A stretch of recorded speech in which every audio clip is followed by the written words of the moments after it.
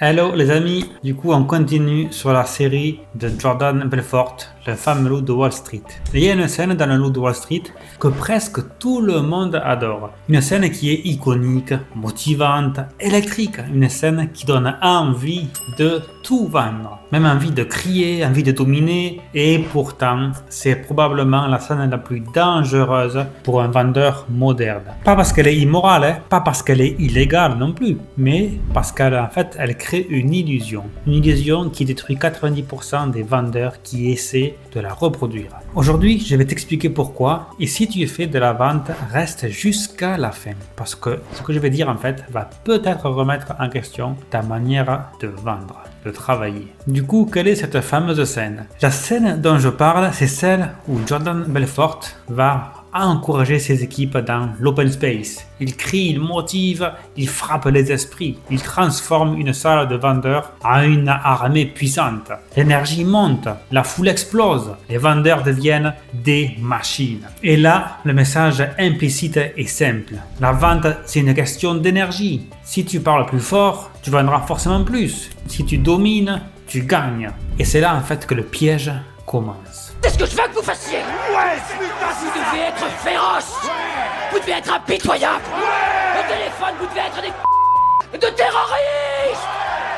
Du coup, pourquoi cette scène est si dangereuse? Parce qu'en fait, elle glorifie une chose, la domination. Elle fait croire que la performance vient de la pression, vient de la surenchère, de la testostérone, de l'intimidation. Mais ce que la scène ne montre pas, c'est le contexte. Dans le film, les vendeurs ils sont enfermés dans une culture ultra fermée. Ils sont surstimulés, ils sont surpayés, dopés à l'ego. Ce n'est pas juste de la motivation, c'est un système entier qui est bien claveté. Et le problème, c'est que beaucoup de vendeurs modernes prennent cette scène au premier degré. En fait, ils pensent que pour performer, il faut parler fort, il faut s'imposer, il faut écraser, ne jamais douter. Et ils essaient de reproduire ça au téléphone ou en visio, même en prospection. Résultat, ils font fuir. Et du coup, qu'est-ce que cette scène en fait ne te dit pas? La scène ne montre pas les prospects qui sont méfiants,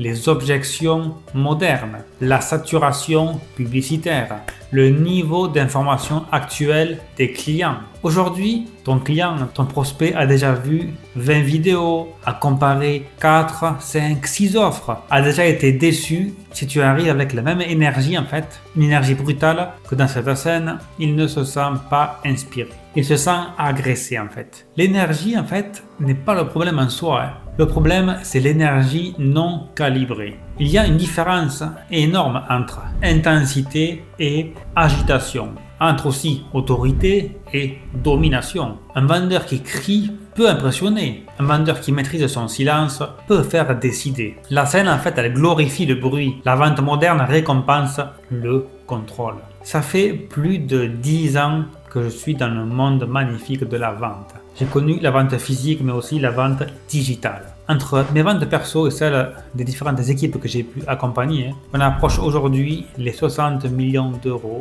générés. J'ai vu des vendeurs exploser et j'en ai vu aussi beaucoup se brûler. Ceux qui copient cette scène montent vite, mais par contre s'épuisent vite et plafonnent vite. Pourquoi? Parce que jouer un rôle consomme une énergie énorme et le prospect sent que tu joues, que tu n'es pas vrai, que tu n'es pas toi en fait. Parce que cette scène en fait, elle va flatter l'ego. En fait, elle te fait croire que tu dois être le plus fort, que tu dois gagner le combat. Tu dois avoir forcément raison.